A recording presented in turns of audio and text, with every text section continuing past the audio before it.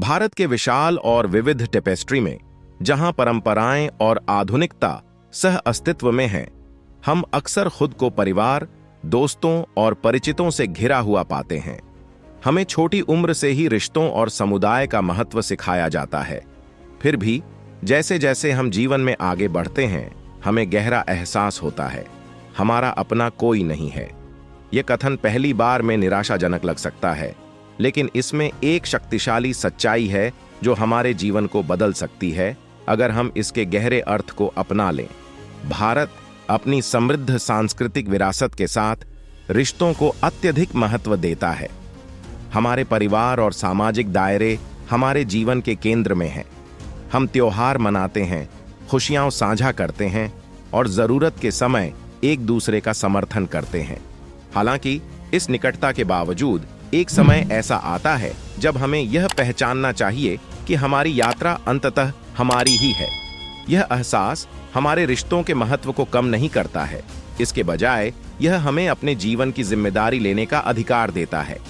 आत्मनिर्भरता हमारे अस्तित्व की आधारशिला बनती है। जब हम समझते हैं कि कोई भी हमारे लिए हमारे रास्ते पर नहीं चल सकता है, तो हम आंतरिक शक्ति और लचीलापन विकसित करना शुरू कर देते हैं। गौतम बुद्ध का उदाहरण लें, जिन्होंने विलासिता और प्रेम से घिरे होने के बावजूद आत्मज्ञान की एकांत खोज को चुना। उनकी यात्रा अत्यंत व्यक्तिगत थी, जो उनकी आंतरिक पुकार से प्रेरित थी। बुद्ध की कहानी हमें सिखाती है कि सच्ची संतुष्टि बाहरी स्रोतों से नहीं, भीतर से आती है। हमारे आधुनिक जीवन के संदर्भ में इसका अर्थ है अपनी खुशी और सफलता की जिम्मेदारी लेना। जबकि हमारे परिवार और दोस्त सहायता और मार्गदर्शन दे सकते हैं, हमें अपनी भलाई के लिए केवल उन पर निर्भर नहीं रहना चाहिए। आत्मनिर्भरता और आंतरिक शक्ति महत्वपूर्ण है। डॉ.ए.पी.जे.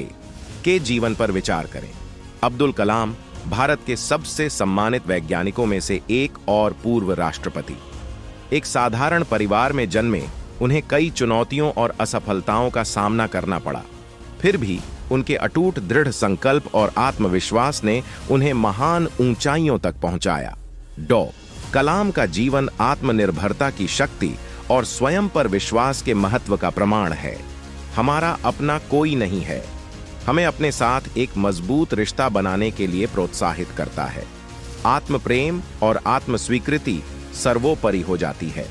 जब हम खुद से प्यार करते हैं और स्वीकार करते हैं, तो हम दूसरों से मान्यता नहीं चाहते हैं। यह आत्म आश्वासन हमें निर्णय या अस्वीकृति के डर के बिना प्रामाणिक रूप से जीने की अनुमति देता है। अपने लक्ष्यों की प्राप्ति में हमें दूसरों से आलोचना और संदेह का सामना करना पड़ सकता है। जैसे जैसे हम जीवन में आगे बढ़ते हैं, हमें महान भारतीय कवि रविंद्रनाथ टैगोर के शब्दों को याद रखना चाहिए। केवल खड़े होकर और पानी को घूरते रहने से आप समुद्र पार नहीं कर सकते। हमें अपने आंतरिक कंपास द्वारा निर्देशित होकर विश्वास की वह छलांग लगानी चाहिए। अपना कोई नहीं है निराशा का बयान नहीं, बल्कि कार्रवाई का आह्वान है।